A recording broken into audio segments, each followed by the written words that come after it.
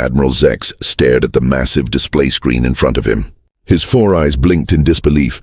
After 3 crushing victories against human forces, after destroying their colonies and scattering their fleets, the humans were sending what against his mighty armada? Just one ship. "Sir, are you seeing this correctly?" asked Commander Vrock, his second-in-command.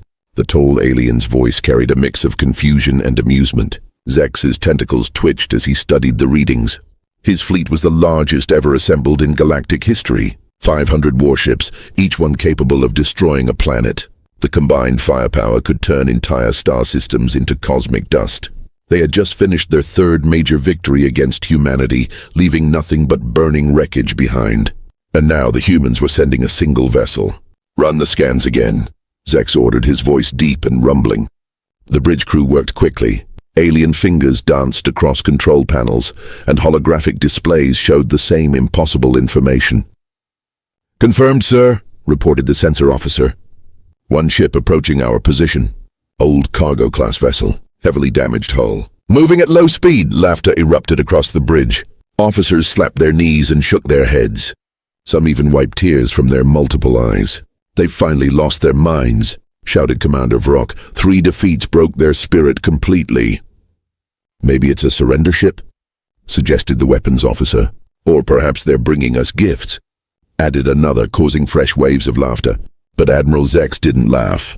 Something felt wrong, very wrong. Humans never gave up this easily. In every battle, they fought until the last ship was destroyed. They never ran, never surrendered, and certainly never sent single vessels against entire fleets. Their courage was foolish, but it was real. "What do our scans tell us about the crew?" Zex asked quietly. 50 life forms detected, sir. All human. Standard biological readings. 50 humans. Against 500 alien warships. The math was so ridiculous it hurt to think about. "Any weapons detected?" "Negative, sir. The ship appears to be unarmed. Hull is old and damaged. Some sections look ready to fall apart." This made even less sense. Zex had studied human military tactics for decades. They were predictable in their unpredictability. They might try desperate attacks, clever tricks, or last-minute escapes, but they never sent defenseless ships to certain death unless... "Are they broadcasting any messages?" Zex asked. "Yes, sir. One simple transmission, repeating on all frequencies." "Let me hear it." The bridge fell silent as the human message played through the speakers. A calm, quiet voice spoke in basic galactic common language. "We tried to warn you." That was all. 4 simple words, spoken without anger, without fear, without emotion. Just a statement of fact. Zex felt a chill run through his body. In all his years of commanding fleets, he had never heard humans sound so empty. "What does that mean?" asked Commander Vrock, no longer laughing. Before Zex could answer, his communication officer spoke up.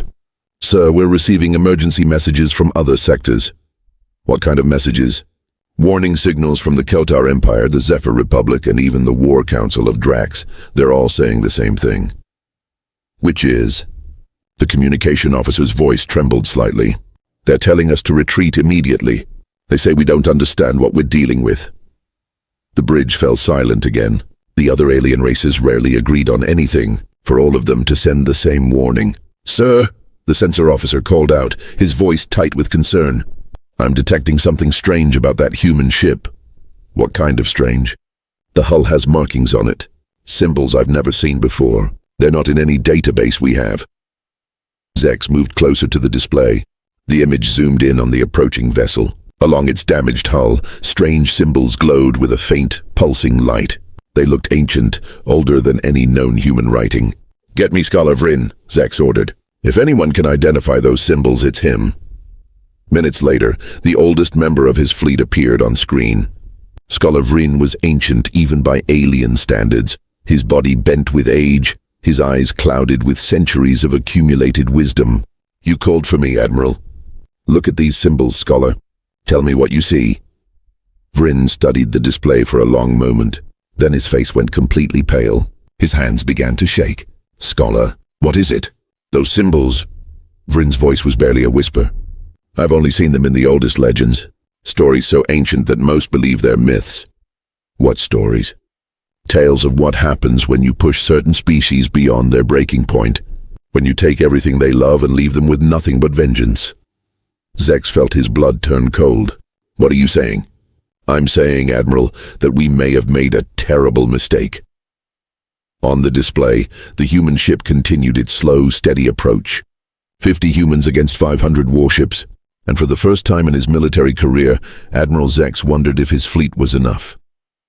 Scholar Vrin's hands shook as he stared at the ancient symbols on the human ship. His old eyes, which had seen centuries of galactic history, now showed pure fear. Scholar, you must tell me what those symbols mean, Admiral Zex demanded, his voice tight with growing concern. The old alien took a deep breath, his voice barely above a whisper. They are called the marks of the Forgotten Path. According to legend, they appear when a peaceful species chooses to walk a road they can never return from. What road? Zex asked, though part of him didn't want to know the answer. The path of becoming something else entirely. Commander Vrock stepped forward, still skeptical. Scholar, with respect, these are just old stories. Myths and legends. This is one damaged ship with 50 humans. Scholar Vrin turned to face the commander. Young officer, I have lived through 12 galactic wars. I have seen species rise and fall, but I have never seen these symbols before today. That terrifies me more than any weapon. On the main screen, the human ship continued its slow approach. It ignored all communication attempts from the alien fleet. No responses to demands for surrender. No answers to questions. Just that same message, repeating every few minutes. We tried to warn you. Sir, the sensor officer called out, his voice nervous. Something is interfering with our deep scans of that vessel. What do you mean? Zex asked. Our sensors can detect the 50 humans aboard, but we can't scan deeper into the ship's structure. It's like something is blocking our equipment. Their shields are up. No, sir, no shields detected. This is something else. Something we've never encountered before. Commander Vrock moved to the tactical station. Sir, perhaps we should destroy the ship now while it's still far away. Whatever game the humans are playing, we can end it quickly. Wait, Scholar Vrin said urgently. Look at the crew readings more carefully. The sensor officer adjusted his instruments. Sir, this is strange. The 50 humans aboard show no signs of fear or panic. Their heart rates are normal. Brain activity is calm. They're just waiting. Waiting for what? Vrock asked. Before anyone could answer, the communication officer spoke up. Admiral, we're receiving more urgent messages from other fleets across the sector. Put them through. The bridge filled with voices from different alien species, all saying similar things. Turn back immediately. You don't know what you're facing.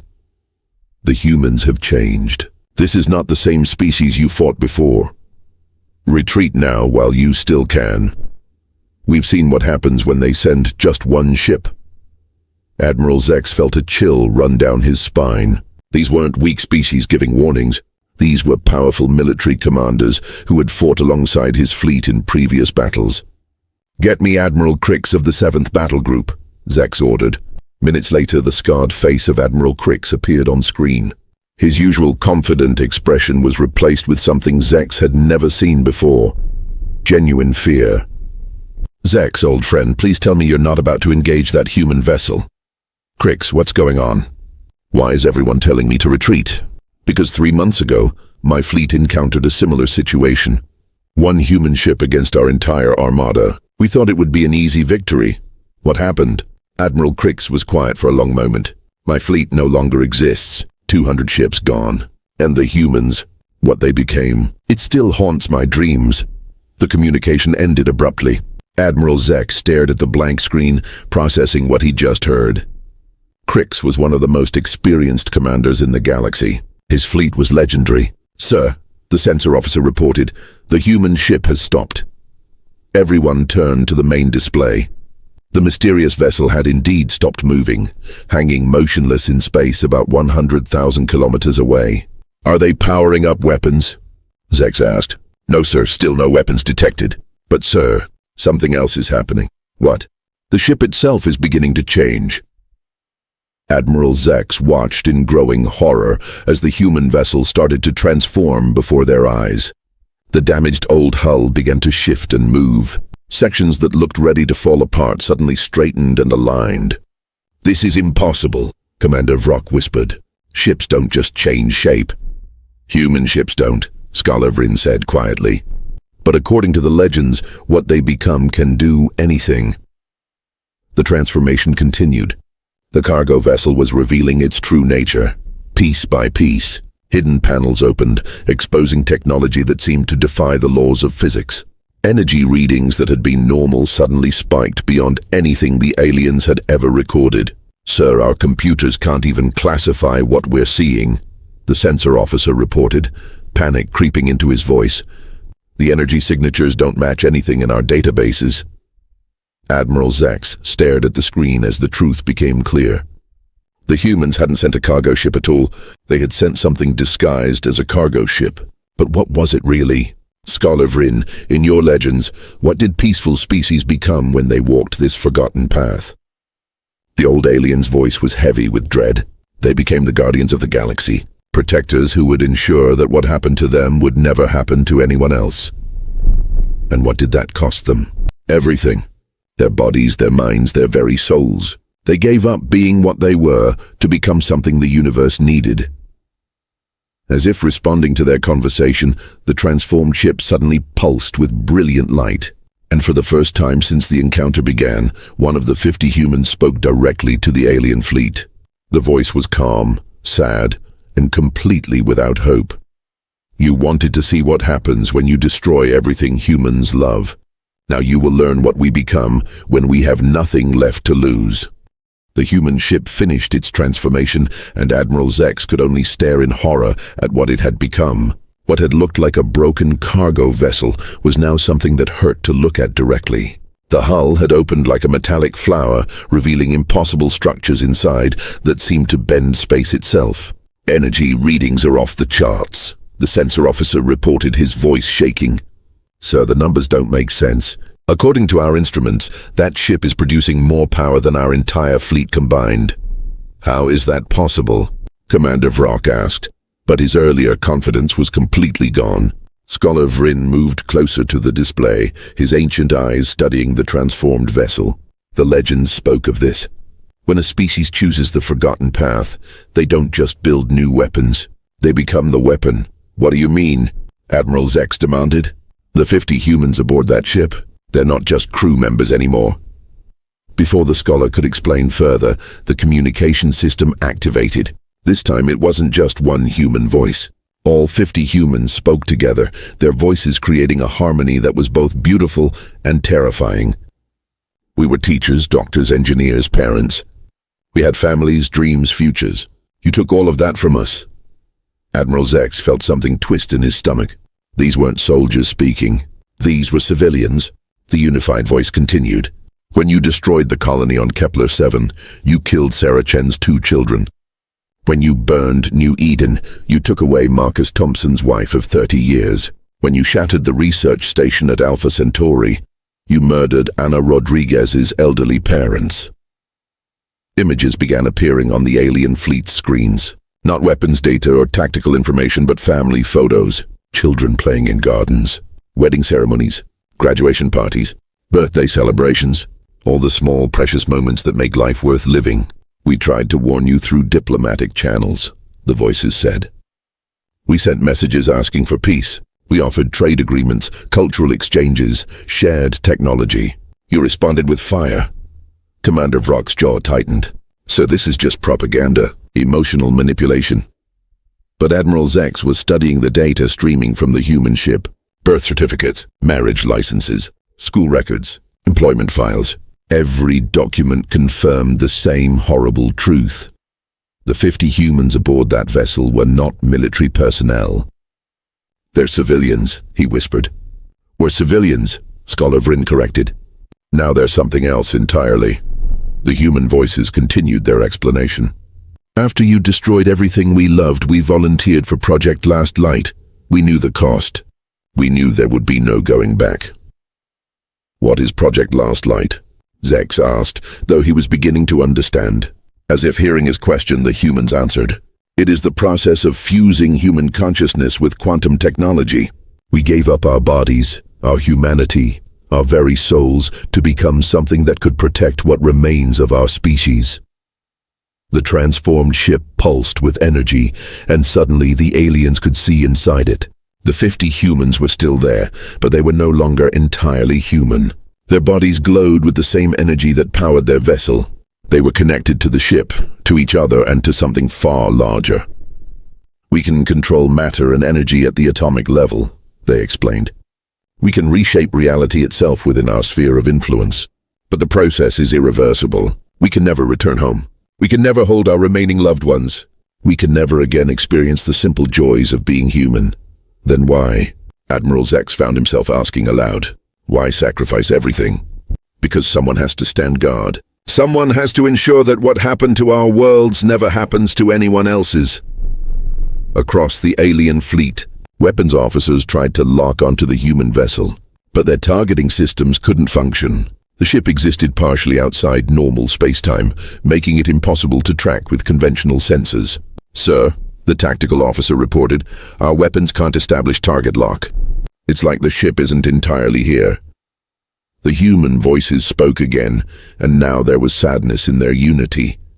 "We didn't come here to destroy your fleet, Admiral Zex. We came here to give you one final choice." "What choice?" Zex asked. "Turn back now. End your campaign of conquest. Return to your worlds and find better ways to expand and grow. Choose peace and we will let you go. And if we refuse," the energy around the human ship intensified, "then you will learn why the galaxy's most peaceful species volunteered to become its most dedicated guardians." Commander Vrock stepped forward angrily. "This is ridiculous. We have 500 warships. They have 50 transformed humans. The numbers are still on our side." "No," Scholar Vryn said quietly. "The numbers stopped mattering the moment they chose the forgotten path. They're no longer bound by the rules that govern the rest of us." To demonstrate their point, one of the 50 humans separated from the ship. Without any protective suit or vessel, the being floated through space toward the alien fleet. It moved by will alone, surrounded by a field of energy that allowed it to survive in the vacuum. "Impossible," Vrock whispered. The transformed human approached the nearest alien warship and gently placed a glowing hand on its hull. Instantly, that section of the ship's armor began to dissolve, not destroyed, but simply converted back into its basic atomic components. "We don't need weapons anymore," the voices explained. "We are the weapon. But more importantly, we are the shield that will protect all peaceful species from those who choose conquest over cooperation." Admiral Zex watched as his most powerful warship was casually dismantled by a single touch. The human being didn't show anger or hatred, just the calm determination of someone doing a necessary job. "You have 1 minute to decide," the 50 voices said together. "Choose wisely. This is the last warning you will receive." As the countdown began, Admiral Zex realized he was facing something completely beyond his understanding. These weren't just enhanced humans or advanced weapons. They were the universe's way of ensuring that love and protection could triumph over hatred and destruction. But the choice they offered came with a terrible price. Accepting that his entire way of life, his empire's entire philosophy, was wrong.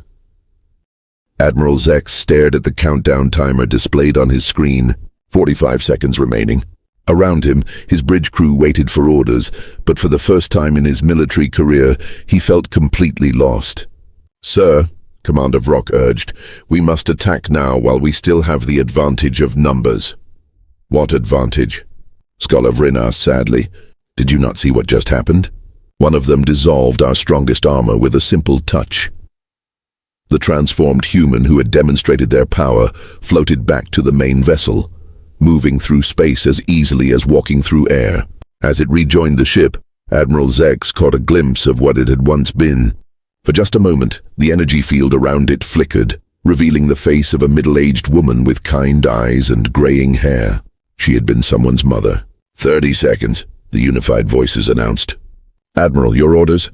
the weapons officer asked, his finger hovering over the firing controls. Zex closed his eyes and tried to think. His entire life had been built around the idea that strength meant conquest, that powerful species had the right to take what they wanted from weaker ones. It was the natural order of the universe. But looking at the transformed humans, he saw something that challenged everything he believed. They had become the strongest beings he'd ever encountered. Yet they were using that strength to protect others, not to conquer them. "Sir," his communication officer reported, "I'm receiving personal messages from the human ship." "What kind of messages?" "Letters. Last words from the 50 volunteers to their surviving family members." Against his better judgment, Zex found himself saying, "Put one on screen." A simple text message appeared, written by someone named David Martinez, "To my daughter Elena. By the time you read this, I will no longer be the father you remember. I chose to become something else so that you and your children will never face what happened to us. I love you. Build a better universe. Dad." More messages followed. A grandmother writing to her grandchildren. A teacher addressing his former students. A doctor explaining to her colleagues why she had to leave her medical practice behind. 15 seconds, the voices announced. Commander Vrock slammed his fist on the tactical console.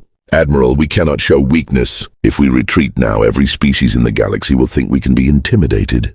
"Maybe they should think that," Admiral Zex said quietly. "Sir?" Zex looked around his bridge at the faces of his crew. Most of them were young officers who had known nothing but war. They saw the universe as a place where you either conquered or were conquered. But what if there was another way? 10 seconds. "Admiral Zex," the human voices spoke directly to him now. "We know who you are. We know you have a family on your homeworld, 3 children, and a mate who waits for your return." Zex's blood ran cold. How could they know that? "We're not threatening them," the voices continued gently. "We're reminding you that you understand what it means to love someone more than your own life. We made our choice to protect those we love. What choice will you make?" 5 seconds. The bridge fell silent except for the soft humming of the ship's systems. Admiral Zex thought about his children, his youngest daughter who drew pictures of his ship, his oldest son who wanted to join the fleet, his middle child who asked difficult questions about why they had to fight wars. What kind of universe was he building for them? 3 seconds. "All ships," Admiral Zex announced over the fleet communications, "power down weapons and prepare to withdraw." "Sir," Commander Vrock protested, "you cannot be serious." 2 seconds. "I am completely serious, Commander. We are leaving, now." 1 second. The countdown reached 0, but instead of attack, Admiral Zex opened a direct channel to the human ship. "We will withdraw," he said simply. The response came immediately. "Thank you, Admiral.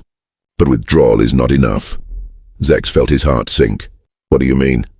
"You have attacked 3 human colonies, destroyed millions of innocent lives, caused suffering that can never be undone. We cannot simply let you return to your empire to plan new conquests." Around the bridge, alien officers reached for their weapons, thinking they were about to be destroyed. But the humans had something else in mind. "We are going to ensure this never happens again," the voices explained. "Not just to humans, but to any peaceful species."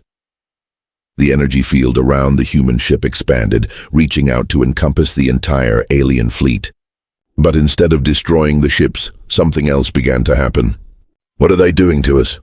Commander Vrock demanded. The answer came from the ship's engineering section. "Sir, our weapon systems are shutting down. But not from damage, they're being rewritten at the molecular level." "Rewritten how?" "The weapons can no longer function against civilian targets or peaceful vessels. They will only work against ships that pose an active threat to non-combatants." Across the fleet, the same thing was happening. Advanced alien weapons technology was being modified by beings who could manipulate matter itself. "You're not taking away our ability to defend ourselves," the human voices explained. "You're taking away your ability to harm innocents." Admiral Zex realized the true scope of what was happening. "You're not just changing our ships, you're changing the rules of war itself. For this region of space, yes. Other species will learn that aggression against civilians brings consequences they cannot fight or escape." But the transformation wasn't finished. The humans began sharing something else through their energy field. Memories. Suddenly, every alien officer on every ship experienced what the human colonies had felt during the attacks. The terror of parents trying to protect their children, the despair of watching homes burn, the grief of losing everything that made life worth living. Commander Vrock collapsed to his knees, overwhelmed by the flood of emotions. "Make it stop," he whispered. "Now you understand," the human voices said gently.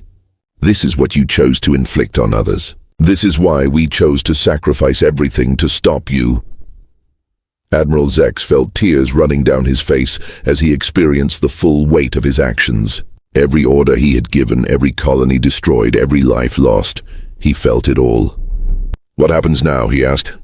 "Now you go home," the humans replied. "You tell your empire what you learned here. You find better ways to grow and expand. And if you ever forget this lesson, we will be watching." The energy field began to fade, but before it disappeared completely, one final message came through. "We can never return to being human, Admiral Zex. But perhaps our sacrifice can help you become something better than what you were." 6 months had passed since Admiral Zex's fleet encountered the transformed humans.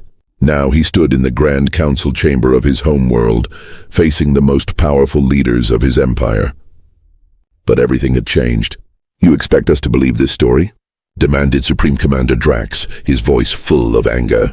50 humans defeated our entire fleet without firing a shot." "They didn't defeat us," Admiral Zex replied calmly. "They saved us from becoming something worse than we already were." Around the circular chamber, other military leaders shook their heads in disbelief. General Koss stepped forward, his armor gleaming under the chamber lights. "Admiral, you have returned with a fleet that can no longer conquer. Our weapons refuse to fire on civilian targets. Our ships shut down when we approach peaceful colonies. How is this salvation?" Zex looked around the room at faces he had known for decades. These were beings he had once called friends, colleagues, brothers in arms. Now he saw them clearly for what they really were, predators who had built their lives on the suffering of others. "Because now we must find better ways to survive," he said. "Better ways?" Supreme Commander Drax laughed harshly. "We are a warrior race. Conquest is in our blood." "No," came a new voice from the chamber entrance. Scholar Vryn entered slowly, his ancient form supported by a walking staff. "Conquest was our choice, not our nature." "Wise scholar," Drax said with mock respect. "Surely you don't support this madness?" Vryn moved to the center of the chamber. "I have spent the last 6 months researching what happened to us. The humans who transformed themselves, they are not unique in galactic history." "What do you mean?" 3 other species in recorded history have walked the forgotten path.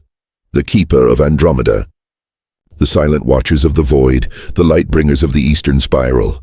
All of them gave up their original forms to become guardians. "Myths and legends," General Koss scoffed. "I thought so too," Vryn admitted, "until I started receiving messages." The scholar activated a holographic display that filled the chamber with starlight. Dozens of star systems appeared, connected by flowing lines of energy. "These are the regions where guardian species operate, and look what has happened in each area." The display showed statistical data that made the military leaders fall silent. In Guardian-protected regions, wars between species had dropped to almost zero. Trade increased by 300%. Scientific advancement accelerated dramatically. Cultural exchange flourished. "They don't rule these regions," Vryn explained. "They protect them. Species that choose peace and cooperation thrive. Those that insist on conquest find their weapons mysteriously failing." Admiral Zex stepped closer to the display. "Scholar, have you been in contact with the human guardians?" "Yes. They wanted me to share this with our council." A new section of the hologram appeared, showing the current state of human space. What Zex saw amazed him. The remaining human colonies were rebuilding faster than should have been possible. Other species were arriving to help, offering trade agreements and alliance treaties. "The human sacrifice inspired the galaxy," Vryn continued. "Species that had never worked together are now forming cooperative networks.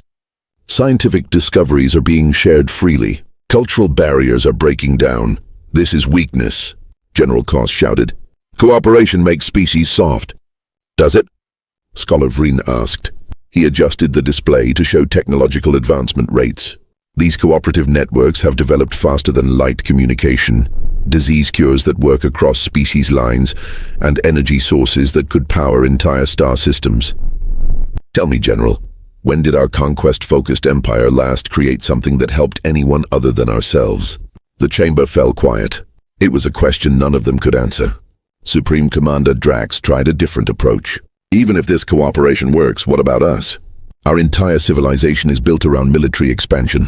Without conquest, our economy will collapse. Admiral Zex had been waiting for this question. That's why I've been developing new proposals for the past 6 months. He activated his own holographic display, showing detailed plans and projections. Our military engineering could be used for terraforming dead worlds instead of destroying living ones.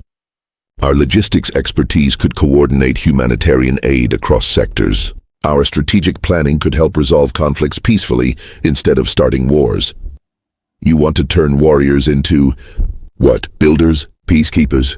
I want to turn us into something our children can be proud of. The words hung in the air like a challenge. Around the chamber, leaders who had spent their lives justifying conquest now faced an uncomfortable truth. They had never asked whether their children actually wanted to inherit a universe built on violence. There's something else, Scholar Vryn said quietly. The human guardian sent a personal message for Admiral Zex. Zex felt his heart skip a beat. What message? Vryn activated a communication crystal. The familiar unified voices of the 50 transformed humans filled the chamber. Admiral Zex, you made the right choice when it mattered most. Because of that choice, 17 peaceful species in your sector have been spared from attack. 3 wars have ended before they could begin. 143 million beings are alive today who would have died if you had chosen differently. The voices paused, and when they continued, there was something that might have been hope. We can never return to our families, never again experience simple human joys, but knowing that our sacrifice prevented so much suffering, it gives our existence meaning. We are no longer human, but we remember what it meant to love. That memory guides everything we do. Tell your people this: the universe is vast enough for everyone to thrive. Competition for resources is unnecessary when cooperation can create abundance. Fear of other species disappears when you work together toward common goals. The message ended with words that would echo through galactic history. We gave up our humanity so that all species could learn to be more humane. Honor our sacrifice by building the peaceful universe we can no longer return to enjoy. The chamber remained silent for several minutes. Finally, Supreme Commander Drax spoke, his voice much quieter than before. What you're proposing, it would mean admitting that everything we've done, every conquest, every victory, was wrong. No, Admiral Zex replied. It means admitting that we can do better, that we can choose to be better. One by one, the council members began to nod. It wouldn't be easy. Changing an entire civilization never was, but the alternative was becoming irrelevant in a galaxy that was rapidly learning the value of cooperation over conquest. As the council voted to begin the transformation of their empire, Admiral Zex thought about the 50 humans floating somewhere in the void between stars. They would never see the universe they had helped create, never know the joy of children playing safely in that universe. But their sacrifice had changed everything. In the months that followed, similar transformations began occurring across the galaxy. The human guardians didn't force change. They simply made it clear that species had a choice: evolve beyond conquest, or become increasingly isolated as the rest of the galaxy moved toward cooperation. Most chose evolution, and somewhere in the vast emptiness of space, 50 beings who had once been human continued their eternal watch, making sure that love would always triumph over hatred, that protection would always overcome destruction. They had paid the ultimate price for peace, but peace, it turned out, was worth everything they had given.